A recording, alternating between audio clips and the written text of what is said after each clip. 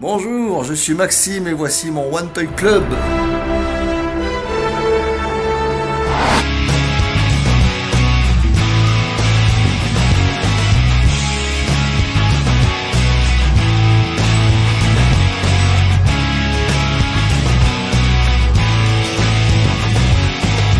One Toy Club. Oh, rentre, je t'en prie, et sois le bienvenu au One Toy Club. Le One Toy Club, c'est un lieu de partage où nous allons découvrir ensemble des collections centrées sur un personnage ou une thématique unique. Par exemple, tu l'as vu en début de vidéo, Maxime, un abonné de la chaîne, a partagé avec nous son One Toy Club d'Iron Man. D'ailleurs, si tu en as envie, toi aussi, tu peux partager ton One Toy Club à travers ce format très court de vidéo et ils seront diffusés à chaque début d'épisode. Pour ce premier rendez-vous, un One Toy Club vraiment vintage, puisqu'on va parler d'objets qui n'existent pratiquement plus aujourd'hui, les radiocassettes, les lecteurs de cassettes radio, et plus précisément une collection entière de robots transformables en radiocassettes, dont certains sont de véritables postes radio. Je ne serai pas tout seul, puisque à chaque fois j'accueillerai des invités de qualité, dont Magnus, qui viendra nous faire découvrir la passionnante histoire des robots radiocassettes à travers la licence Transformers, comme il le fait déjà si bien sur sa chaîne dans ses focus. Et également, en fin de vidéo, nous allons accueillir un collectionneur, même un artiste talentueux, Flab, qui nous présentera sa plus belle pièce sur cette même thématique. C'est pas celle que vous croyez. Après ça, tu risques de ne plus jamais voir ton système audio de la même façon. Bienvenue au club.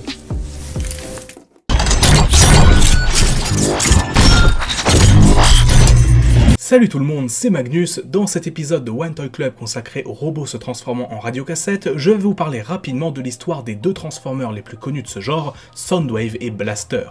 Soundwave est probablement l'un des Transformers les plus connus qui soit, et au-delà de sa voix ou de son rôle d'antagoniste récurrent, beaucoup d'enfants de l'époque se souviennent de lui comme du Decepticon se changeant en radiocassette, cassant un peu les lois de la physique au passage. Son jouet faisait à la base partie de la gamme Microchange au Japon, une gamme commercialisée en 1983, soit plus d'1 an avant le lancement officiel des Transformers en Occident. Hasbro importa cette figurine et elle devint rapidement l'un des jouets les plus vendus de toute la gamme, se vendant si bien que le personnage fut l'un des rares à ne pas disparaître au fil des différentes saisons pour faire place à quelqu'un d'autre. Vendu avec Buzzsaw, l'un de ses robots cassettes, il était compatible avec toutes les autres cassettes vendues séparément, comme Ravage ou Laserbeak, et de par sa taille, pouvait passer pour un véritable objet du quotidien. Blaster quant à lui nous vient aussi de la gamme Microchange et fut commercialisé au Japon en 1984. Voyant le succès de Soundwave auprès du grand public, Hasbro importa aussi ce jouet, connu sous le nom de Radiocassette Robot, en 1985. Blaster est un jouet beaucoup plus imposant que Soundwave et son mode alternatif est nettement plus grand, mais c'est pour une bonne raison. En effet, au Japon, ce jouet était une véritable radio, fonctionnelle, une fonctionnalité qui sera retirée par Hasbro au moment de l'importer en Occident, mais qui explique donc la différence de taille. Au fil des ans, Soundwave et Blaster ont connu nombre de réinventions et nombre d'apparitions dans tous les médias possibles et imaginables, comics, séries, jeux vidéo, et même les films pour Soundwave. Mais pour eux deux, et pour les autres personnages se transformant ainsi, la transformation en radiocassette posait un problème de taille, celui de la cohérence. Car si dans les années 80, Hasbro se fichait un peu du lore de sa licence, dès les années 90, on chercha à rendre Transformers plus cohérents, et avoir des robots de 10 mètres se transformant en objets d'à peine 30 cm de long n'allait pas franchement dans ce sens. Par conséquent, leur mode alternatif fut souvent changé pour devenir quelque chose de plus sensé si on peut dire, voitures, drones, satellites, etc. Malgré tout, en termes de jouets, diverses gammes ont continué à commercialiser les deux personnages dans leur forme classique de radiocassette. Que ce soit les gammes Generation, avec par exemple en 2016 dans la gamme Titan's Return, Soundwave et Blaster justement, ou très bientôt dans la gamme Kingdom, où Blaster fera encore son retour. On pourrait bien sûr également parler de la gamme Masterpiece, destinée aux collectionneurs, où Soundwave a bien évidemment son iconique mode de radiocassette. Au final, ces deux robots, s'ils n'ont pas la même importance aujourd'hui dans la licence, Soundwave étant l'un des principaux Decepticons là où Blaster est devenu extrêmement secondaire, ont connu un parcours assez similaire et sont souvent vus comme les représentants d'un même archétype dans le camp Autobot comme Decepticon. Sur ce, je vous laisse, et je laisse la parole à l'ami Monsieur Toys pour la suite. Merci Magnus, et on va naturellement attaquer avec Soundwave dans sa version vintage de la première génération des jouets Transformers. Ah, que de bons souvenirs avec ce robot, jusqu'à ce que j'ai eu l'âge d'avoir un vrai Walkman finalement. Rien qu'en mode robot déjà, il en jette. Il a des gros blasters qui sont en fait ses piles.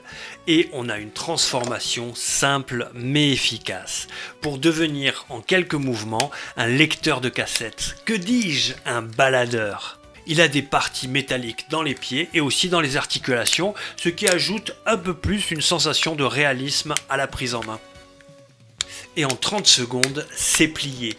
On a notre lecteur de cassette enregistreur factice, avec son compartiment à cassette qui elle-même se transforme aussi en un Condor, ici avec Buzzsaw. Là, c'est le compartiment pour les armes une fois transformé en pile. Bref, un petit bijou d'ingénierie et de design, c'est l'indispensable du club qui ouvre la danse. Hey, un Soundwave qui lirait vraiment de la musique, est-ce que ça serait pas encore plus cool? Tu vas voir.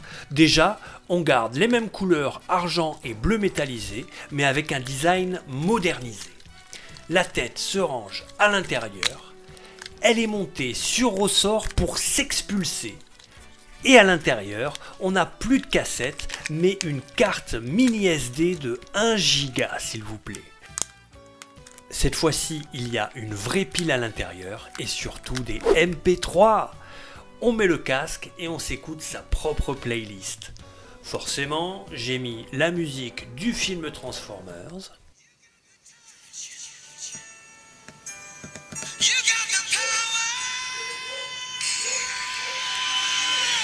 Le générique de la série française.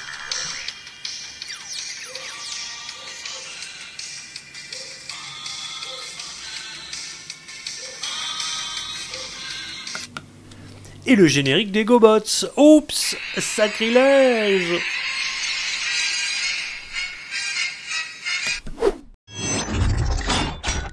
Du haut de ses 9 cm, voici un Soundwave nez de poche. Tout aussi simple et agréable à transformer que son grand frère, il conserve toute l'essence de Soundwave jusqu'à la mini cassette. Oh, c'est trop choupi! Blaster, le grand Blaster devrais-je dire, du haut de ses 25 cm, ce qui fait qu'il est plutôt grand par rapport au standard de la génération 1 des Transformers. Il a les boutons play et stop que l'on peut presser et il se transforme en Ghetto Blaster, en boombox. Lui il a des bras, déjà c'est des briques, hein. Il est très anguleux et une transformation en mode Tetris où il faut imbriquer des formes rectangulaires les unes avec les autres.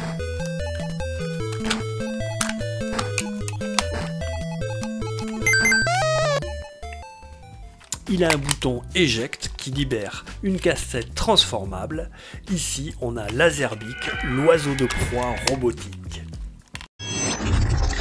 Qui dit succès, dit copie avec ce robot terminal prêt à nous mettre KO, c'est le cas de le dire. Lui, il a les jambes de Soundwave et la même tronche que Megatron. Mais s'il a une qualité que les autres n'ont pas, c'est que c'est une vraie radio avec son antenne, s'il vous plaît. Ici, on peut voir Made in Taiwan en 1984 par Taifong et il a même eu la chance d'être sous licence officielle en Argentine. Transformation très plaisante. Pour les jambes, c'est les mêmes que Soundwave et Blaster. Le compartiment à cassette s'ouvre, mais c'est pour y mettre des piles et là, ô merveille, la radio fut. Bref, alliance de style et d'objets fonctionnels, il émet de bonnes ondes.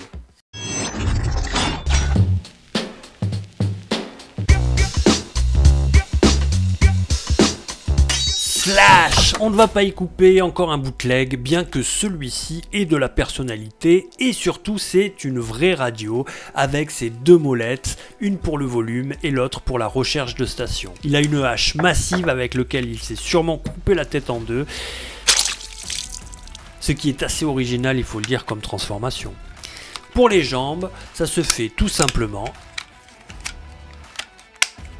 idem pour les bras, et au final, même si visuellement il a pratiquement la même apparence et les mêmes dimensions que ses collègues, la transformation est différente et assez intéressante, je dois dire. On va lui donner à manger pour qu'il pousse la chansonnette. Avec sa tronche tranchée, sa transformation innovante et sa hache de slasher, pas besoin de lui faire passer une radio pour savoir qu'il en a sous le compartiment à pile. Avec Mr DJ, on monte encore le niveau puisque lui c'est l'artiste de l'équipe. Il chante et il danse en synchronisation avec la musique qu'il joue puisque lui aussi c'est une radio FM. Il a une entrée ici pour qu'on puisse le brancher à une chaîne Hi-Fi. Et niveau pile, il lui faut une alimentation variée puisqu'il a 2 grosses piles rondes et une 9 volts plate. Pour la radio, il a son antenne, on la déplie et ensuite on peut activer le mode DJ puis allumer la radio.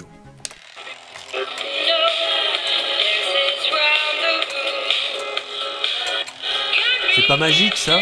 Le gars à la bouche qui s'anime avec les paroles des chansons et le kiff ultime, c'est de le mettre pendant les infos et là, il passe de DJ à présentateur. Ah, enfin GoBots! Et pas n'importe lequel, Radio GoBots, qui est une version plus grande et tout en plastique de Zimone dans la gamme des Super GoBots, avec tout le charme de leur belle petite gueule de cockpit, des visages très expressifs. Oh yeah. Et une transformation tellement agréable, simple et efficace en Datsun Fairlady Z Sport.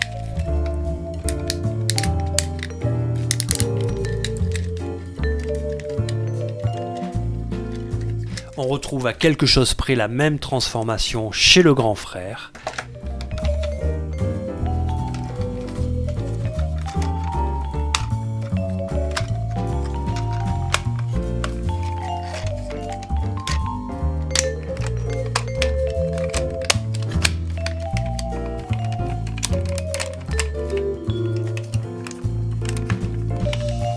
Et voilà, en mode voiture ou en mode robot avec la radio en prime.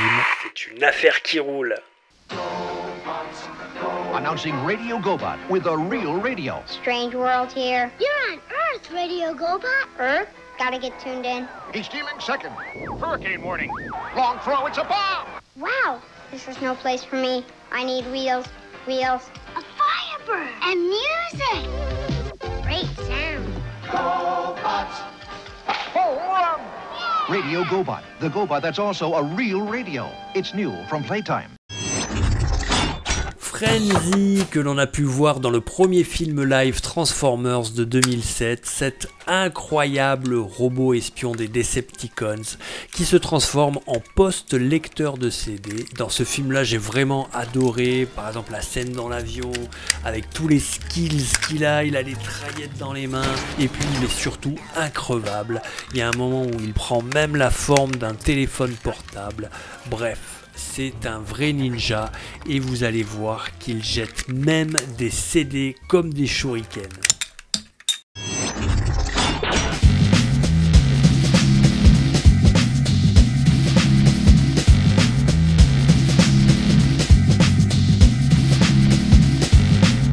Attention les yeux, voici l'AM Radio TV Walking Robot, tout un programme en perspective.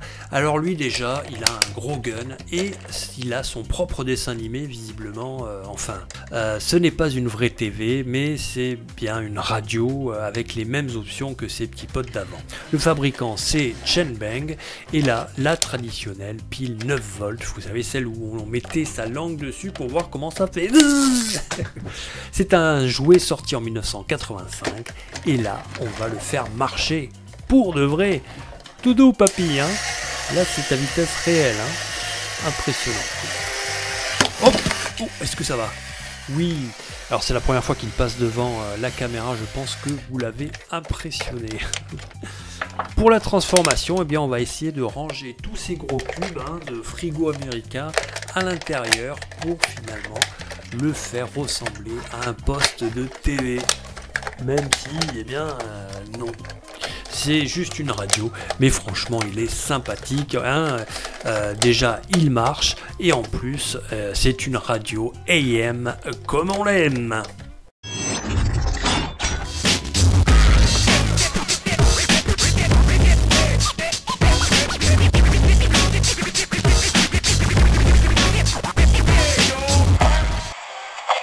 maintenant, mesdames et messieurs, c'est au tour de notre dernier invité, Flab, de nous présenter sa version officielle du robot système IFI.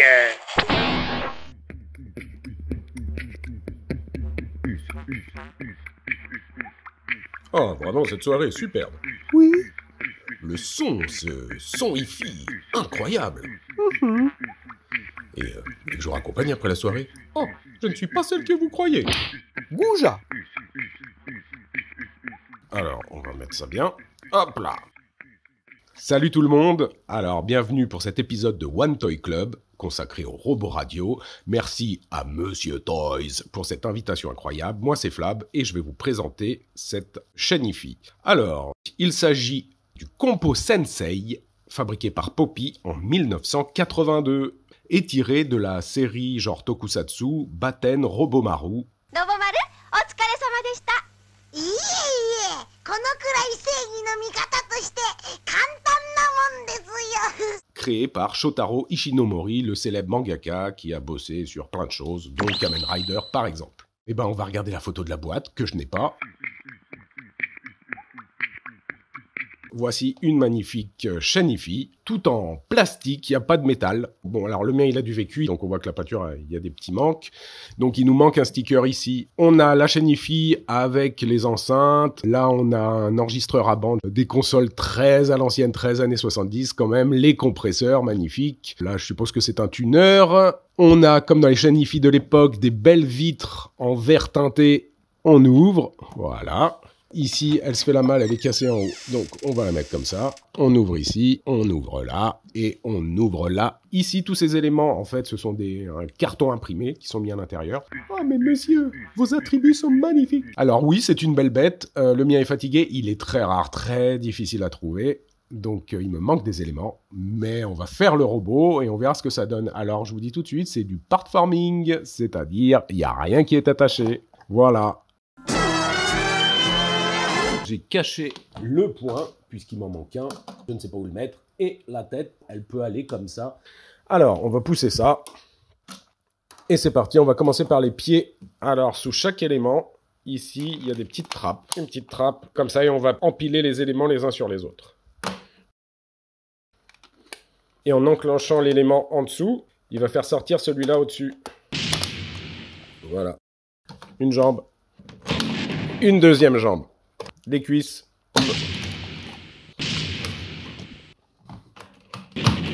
Hop. Hop. Hop. Voilà. Tous les doigts sont articulés par le pouce qui est fixe. Il a la classe.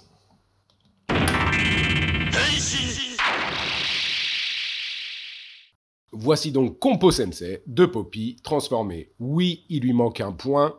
Oui, je désespère à le trouver. J'y crois encore. J'adore son style. J'adore ses très gros sourcils. Il me fait un peu penser au robot réparateur d'Ulysse 31. Moi, je le surkiffe. Il est vraiment magnifique. Eh Bobrin, tu veux bien danser avec moi le slow? Il existe une version bootleg italienne qui s'appelle, dans mes souvenirs, Stéréo Robot FM, quelque chose comme ça, avec une épée, un micro, et je crois qu'il fait vraiment la radio, lui. Il existe aussi une version standard, toujours chez Poppy, tout en métal cette fois, et une version standard bootleg, qui, elle, est de multiples couleurs. Mais surtout, il existe une autre version, chez Poppy, toujours, Techno Robot Compo Boy. Alors, c'est la même chose que ça, mais en blanc, tête différente, je n'aime pas la tête, tout le reste est magnifique. Et surtout, tous les éléments qu'il y a là-dedans, voilà, tous ces éléments qui sont en carton imprimé, tout ça, en fait, ce sont des vrais éléments en plastique, indépendants les uns des autres. Et j'avoue qu'il est vraiment terrible. Eh ben, on va regarder la publicité pour Compo Boy, publicité d'époque. Mechatronicsの先取り、コンポボーイ。本格的なオーディオシステムと未来感覚のテクノロボ。この見事なコンビネーションが今時代を超越する。サウンドクリエーションはもはやロボットの時代。テクノロボコンポボーイ by ポピー。Voilà pour ma part. Si ça vous a plu, vous pouvez me retrouver sur Instagram, Flab Toys. Merci à vous, longue vie au One Toy Club, c'était Flab. Et comme le dit Monsieur Toys, allez, ciao. Encore une soirée sans pécho. Pourtant j'ai mis mon plus beau costume rouge en métal die-cast, je comprends pas. Toi mon joli, tu risques bien d'être dans le prochain numéro, on verra. Hey! Alors, qu'as-tu pensé de ce premier rendez-vous du club? N'hésite pas à me le dire dans les commentaires, ça fait toujours plaisir d'avoir un retour, qu'il soit positif ou négatif. Tu veux en être? Tu veux faire partie du club? Passer dans l'émission? Contacte-moi via mes réseaux. Le club est ouvert à tous et à toutes, vous êtes les bienvenus. Moi, ce qui m'aide à tenir au quotidien, eh bien, c'est ma collection de robots qui m'aide, ma foi, à ne pas en devenir un. J'espère que vous prendrez soin de vous, des vôtres et de votre collection et qu'on se verra pour le prochain rendez-vous. Bye.